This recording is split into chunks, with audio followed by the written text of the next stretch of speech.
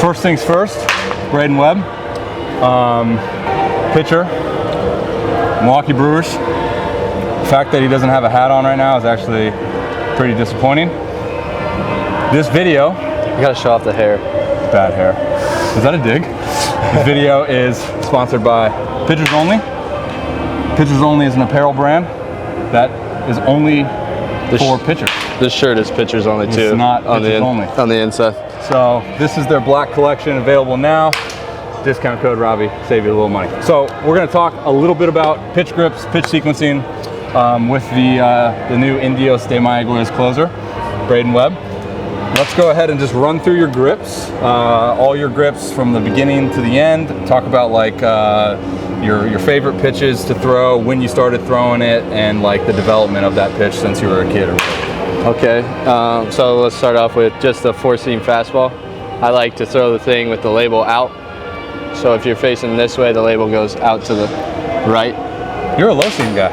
Yeah. You know, have you heard high seam, low seam? Low seam, high seam. Aren't you a high spin guy though? Yeah. Oh, that debunks a lot. Okay, well, the reason, this is beautiful that we're talking about this, because the reason that I throw low to high and rather than high to low is our old school, I had an old school pitching coach my first year in pro ball, because I used to throw my 4-seam backwards like this. Yeah, and that's high seam. Yeah, and he said that when you go low to high, you have more rotation on the ball rather than high to low, because when you go high, there's less seam on this side, so it goes high all the way. And you hook the seam? No, I'm straight up with it. So here's the thing, this is what's funny. You're debunking like 2 of my high spin theories. One, the high seam, low seam thing. So ideally, for those watching, your middle finger is gonna be your strongest finger, and you want that to be on the highest seam. So like when the horseshoe is on the outside, that's at its highest seam, so your middle finger is on the highest seam. The other theory that I would have that you're debunking is you would want your fingertips, which are the most forceful part of your fingers, almost under the seam. So when at ball release, when the fingers roll off the ball, the seam then gets impacted by those fingertips. So the fact that you're doing this is actually probably the worst content idea that we've ever had in the history of the Robby Rowe Show. Oh, I'm sorry. Okay, continue. But so whenever I throw my 4-seam, I do think pull with the index finger, because it's obviously, it's like you said, it's going to come off of that middle finger lastly. Yeah. So if you're thinking more pull with this, it stays truer. Right. That way. And do you get calluses on your middle or index? Index. Yeah. Because like I said, pull straight index, which causes the bump. What's your spin rate on your 4-seam? Do you know? No. So there's 2 things that I would say. Well, one thing for sure, the fact that your fingers are closer together, like obviously you're putting a lot of force in the middle of the baseball. It's probably giving you a lot. But I have another theory that the guys that have middle finger calluses are high spin guys. And I'm not. I'm index finger. You're index finger? I'm index finger. Yeah, but aren't you high spin? No. You're not high spin? No, I'm like low spin. Oh, I'm high spin. What would you consider high spin? So big league average on a 4-seam is like what, 2450, 2350? Yeah, I'm in like the 24. With a minor league ball, I was in like the 24 to 26. Yeah, so that's above average. Yeah. You never threw a 2-seam? I did actually. I used to throw a 2-seam, like 3 times a game, and all 3 times it would be a ground ball. And then they banged it, and they're like, play it up and down in the zone. And that's Milwaukee you're talking about? Yeah. So when you were at South Carolina? Oh yeah, I threw it a lot. A lot of 2-seams, because that's like the prototypical college route, right? Is like pitch to contact. Yeah. So were you a strikeout guy with a 2-seam still? Yeah, I punched. Really? I punched a lot of guys out in college with 2-seams? Yeah. And then you got to pro ball and they took it away? Yeah. And you don't even throw it anymore, right? No? I stopped throwing it as soon as they moved me to the bullpen. Okay.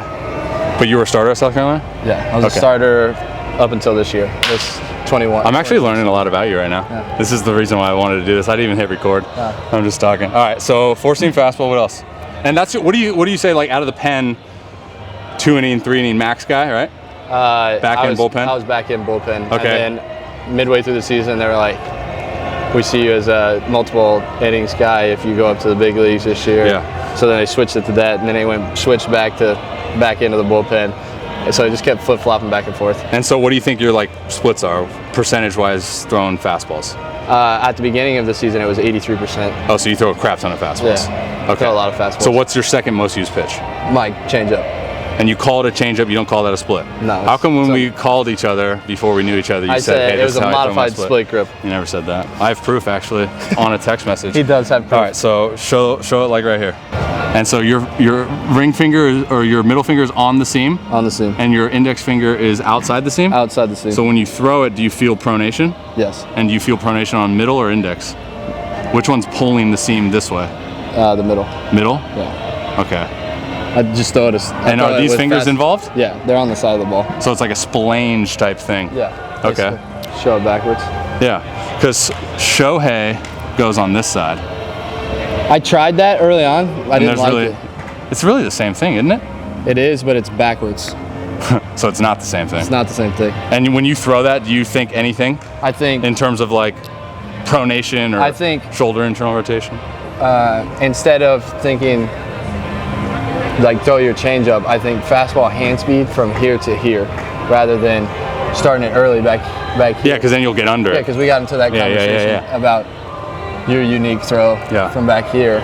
And for me, if I throw it back here, I leave it up and it goes over the fence. I did that the other night. And guys' runs get cashed. Yep, sorry. 9 out of 10. 9 out of 10. 9 out of 10. All right, so, and then third. So your changeup is your second most used pitch? I thought you said you had a banger. I do have a banger. Then you're your third best pitch? Yeah. Third most used pitch. Curveball. 12-6. Like this. On the two seam. Okay, so when you're throwing the curveball, what's your cue? Same thing, fastball hand speed. Okay. And then you're not thinking supination? No, I don't. You're not thinking back of the wrist? I think, because we talked about my stab. Okay. Whenever I'm in my mechanics. Yeah. Stab, it's still fastball, fastball, fastball, fastball, fastball. And then once you get into 90 and external, then it becomes the curveball, because if I show it too early, it pops out and goes. Yeah. But if I'm still fastball until I get here with it, then it becomes 12-6 banger. That's the hardest part for me, dude, is like almost thinking less, and then like finish like after you throw the ball, like pulling down, because mine has to go like up. All right, and then you don't throw a slider? I do. That's your fourth most used pitch? Fourth used. Bro, I just switched to that grip. I love this grip. The DeGrom grip. Yeah. Yeah. So where do you put your thumb though? On the seam. So your thumb's always up like this, even on your fastball? Yeah. Yeah, actually, it is. But I hold it like an egg. And your ring finger is just chilling there? It just chills there. Okay. Like kind of like that. And then go back to your slider? And then what's your cue throwing the slider? I think take the middle finger forward when I throw it. This way. So just like a reinforcement on top. Basically kind of like you're cutting a little bit of butter. You know? You ever cut butter? Yeah, sideways, I mean. A little bit? Yeah. Yeah, you think? Once upon a time. I used to just churn butter. Yeah, churn. So that's where the beard originated from. Right. His days churning butter. Yeah, that's it. And then the last thing I want to talk to you about is your delivery. All right, so we talked about the stab. For those of you guys watching, I'll actually include a slow-mo if you're gonna allow me to. Just a slow-mo your delivery. Big stab, I would say, like perception of herky-jerky, like high intense. Where did that come from? Like, what did that stem from in terms of like, was it an evolution thing that kind of just happened over time with you trying to throw hard, or was it just something? I trained a lot, like, you know my story. I trained a lot in high school with Dylan Bundy. Yeah. And I worked with him and his dad and his older brother. And really, I mean, that's where it came from, was, you know, you're separating and your hands are going down. And that was my cue for once you get into that back leg and this is down, it's go time. Yeah. And so it's just been my thing. So like, do you have the same delivery for like a long time now? Yes, basically since my sophomore year of high school. High school? Yeah. I'm so jealous of that. I change my delivery every 13 days. Yeah. And then the next thing I was talking about. Yeah, but you also create a lot of content teaching other people. And so that's like why I do it. You could probably throw submarine and still punch people out. Well, yeah, I have to learn, like, how else can I teach, you know, other ways. The last thing, stride length. Is that something that you consciously think about? Because like, I don't know if you know this, but your stride length is like really, really long. Yeah, it's really long. Yeah. So is that something you consciously think about, or is that a byproduct of you like getting into your back hip? It's just a byproduct of me being super aggressive, the herky-jerky super aggression to the plate. And let's be honest, it's a byproduct of you not having a torso. Yeah, and no just torso. All legs. It's literally like this. So did you work with like a pitching coach growing up? I did. I worked with a couple. One, his name was Brad Hall. He was a pitching consultant, worked with Strasburg for the Nationals, and that was early on in my high school career, and we still talk to this day. So what was the biggest thing that you got out of working with him? Basically, I mean, his thing is pitch commander, and so it was along the lines of, you know, syncing up the delivery and being able to put the ball where you want. Yeah, which is funny, dude, because like the general perception of your delivery screams not consistent. Yeah, it's very, and I've been told that too. Yeah. But you're a strike thrower too. I mean, do you have a high walk rate? I honestly don't know. I do have a high walk rate. Oh, you do? Yeah, it's either high walk and high punch out. So it's the effectively wild. It's the effectively wild thing. We were just talking about that on the way up, how it's like the most uncomfortable thing ever. Yeah. Okay. You want to throw some shameless plugs out there? We can honestly use these next like 2 minutes for just TikTok clips. We can do whatever you want to do. We can do some dances. Shameless plug. Do you have any dances that you're working on TikTok? No, I have zero. But I'm trying to get you to do a dance with me. I don't do TikTok dances, but it would definitely go viral if you like toss in like a booty shake or something. Well, I did. We got the shimmy. I did throw the shimmy up and it went viral. See, that's my thing. But I got the rock star vibe going. He's got the shimmy. Your your TikTok video. You know how they do the slow motion thing? Yeah. It should be you coming off the field like that. Yeah. Why is it not? I wish it was. Okay. I need somebody to do a slow mo of me doing it. If I come in before you and you finish after, I'll have the camera in the dugout. And you can. That'd be perfect. But what if you like give up 3 spot and like. That would be embarrassing. You're just like, F it for the content, let's go.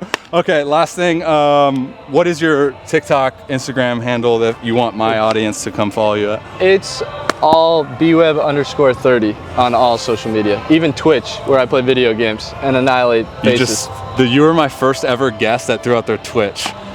Never had that. Nah, Twitch. And what's the idea behind the haircut? Just Ricky Vaughn? No, actually, it just became like during COVID and stuff. I mean, that's like a different story, but during COVID and stuff, not being able to play, I let myself go. I let my hair go, let my beard go. And then it's a great thing to say, creating content. I just let myself go. I did let myself go. I actually woke up and looked myself in the mirror one day and I was like, this is not who I want to be. This is embarrassing. Yeah. And I also was only throwing like 90-94 at the time. And everyone watching this just goes only 90-94. Okay, but for me, like I've always been a very mid 90s guy, and I had struggled with some arm issues and things like that kept me from being myself. And so I showed up to spring training, went to This is 2021? 2021. Showed up to spring training, went to a Latin barber shop, and he was like, let me put a line in your hair. And I was like, nah. Oh, so that started before you came here? It started off as like a gradual small line, and then this season. And then the eyebrow? The eyebrow was here in Puerto Rico. Yeah. Okay. So. All right, bro. Thank you for doing this. Yeah, thanks for having me. Thank you guys for watching. Again, sponsored. Pitchers Only Apparel. I think it's at Pitchers Only _apparel. Discount code Robby. Get you 20% off. And so please do not feed the animals. What does that shirt mean? This season, when we were playing in Pensacola, one of our players got nachos dumped on him. And then you got little kids all the time asking, can I have a ball? Can I have a ball? So it's like we're treated like a zoo kind of thing. So they just said, please don't feed the animals. Thanks again, dude. Yeah.